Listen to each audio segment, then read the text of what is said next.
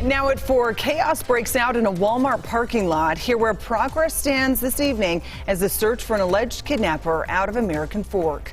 Plus, a rush of new hires in the Davis School District. Hear how they're welcoming hundreds of new teachers to the job.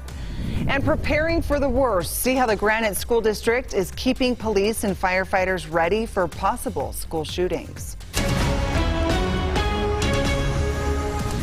And thanks for joining us here at ABC4 at 4. I'm Emily Flores. Courtney Johns does have this afternoon off. We do begin with breaking news. Hours of body camera footage from Salt Lake City police. Officers responding to reports of a man threatening firefighters. The night ending in a police shooting an arson suspect. Now the investigation starting Saturday, July 9th, when police say 44-year-old Peter Larson lit his yard on fire. And when first responders came to contain the flames, police say he pointed his gun at them. Now here's a look at officers standing outside Larson's home. Officers report seeing smoke billowing in the front yard. Peter, come out with your hands where we can see them.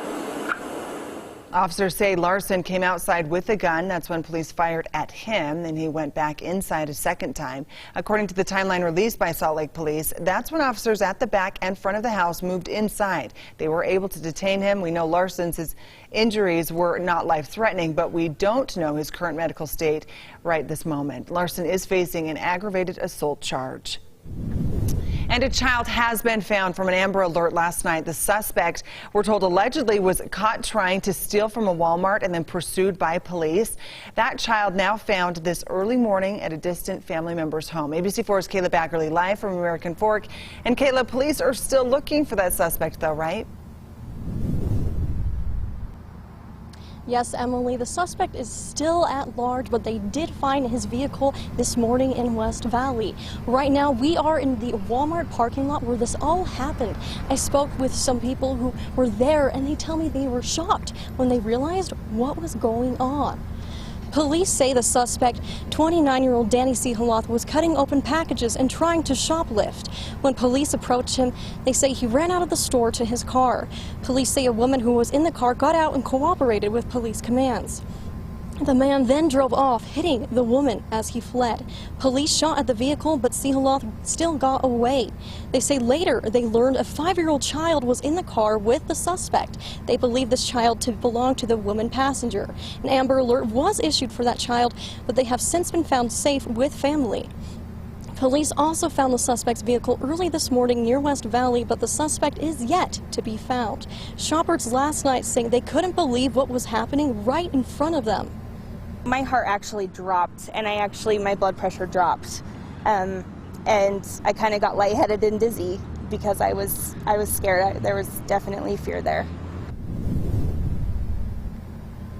Police are asking that anyone that may have information related to this incident contact them. They describe Haloth as standing at 5'11" with dark hair and brown eyes, as well as tattoos on both forearms. They say he was last seen wearing a black shirt, pants, and dark shoes. Reporting live in American Fork, Kayla Baggerly, ABC4 News.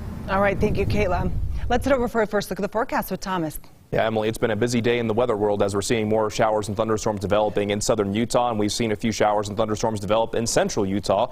And even for those of you in Utah County, a few thunderstorms are now trying to develop. We have plenty of monsoon moisture in place, so as we go through the rest of this afternoon and even go into this evening, we're going to hold on to a decent chance. And even in the southeastern portion of Millard County, right around 3:30, we had a severe thunderstorm that was just to the west of I-15. That thunderstorm was capable of 60-mile-per-hour winds and also quarter-size hail. We could see something similar to that as these thunderstorms continue to move northward, but we are tracking a few storms again in Utah County, basically right along the I-15 corridor. So if you're traveling, say, between Beaver and Nephi, just a heads up there that you might run into some rough weather. And then as we make our way down into southernmost Utah, we're seeing showers and thunderstorms trying to work their way into Washington County. And we also have a pretty strong thunderstorm that's just to the south of Lake Powell. With more moisture coming in from the south, we could see more of those thunderstorms continue to move in to southernmost Utah. The flood watch, that has been extended another day, so this continues through this afternoon, and then it'll be reissued tomorrow afternoon. And this is for southwestern Utah, and by tomorrow afternoon, Tuella County will be included in it as well, mainly for the burn scars in Tuella County County also encompasses northeastern Nevada. But in downtown Salt Lake City, you can see some of the building cumulus clouds down to the south as we overlook the Salt Lake Valley. We're sitting at 96 degrees, so it is rather toasty out there. But as we go into this evening, there is going to be at least a chance for showers and thunderstorms along the Wasatch Front. But now that the monsoon moisture is here, it's really not going anywhere anytime soon, bringing us more potential for showers and thunderstorms through the remainder of this week. But we'll break down those details coming up in your forecast in just a few minutes. Emily? All right, thank you so much, Thomas. In an update this afternoon, the man police shot in West Valley City earlier this week has been booked into jail. Police say 39-year-old Mitchell Hasley is out of the hospital, was booked into jail today on aggravated robbery and assault charges. They say he got into an argument outside of a swap meet on Monday when he shot at someone, grazing their head. Police arrived and confronted Hasley's, leading to the shooting. We still do not know at this time if he shot at officers. And firefighters and police officers in Magna are training on how to respond to an active school shooter. They tested out an array of scenarios today to make sure they're ready for what's becoming a reality for schools really across the country. ABC4's Ali O'Rulian attended a training at Cypress High School to see just what exactly goes into preparing for something like this. Police officers and firefighters are inside Cypress High School right now doing an active shooter drill. And although the dummies, the injuries, the shooter are fake, they know that the threat is real. They're doing this to prepare for the worst. See if that shots fired second floor on the west side of the school. Dozens of people from multiple law enforcement agencies, including Unified Police Department, Granite Police Department, and Unified Fire Authority, practicing in case Utah ever sees a school shooter. And we want the bad guys out there to know that if you attempt to come onto a school campus, that we're going to be ready for you. You're going to be apprehended and you will be killed. The drill uses actors, fake injuries, dummies, and chalk projectile bullets, but the officers and firefighters take it seriously. They say they're ready if the instant ever comes to put everything on the line to save our kids. Risk a lot to save a lot, risk a little to save a little.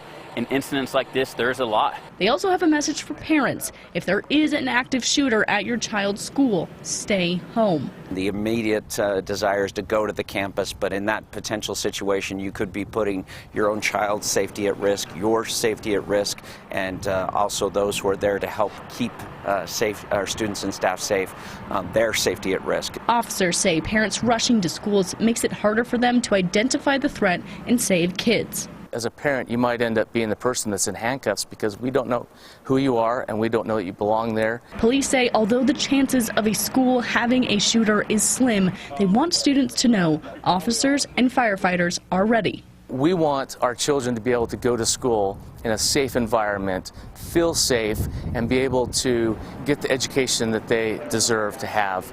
Multiple agencies will be participating in this drill today and on Friday. They say they do these things often, but they always want to be prepared. Reporting in Magna, I'm Ali O'Rulian, ABC4 News. Thank you, Ali. Well, a nationwide teacher shortage has school districts scrambling to fill positions before the new year starts.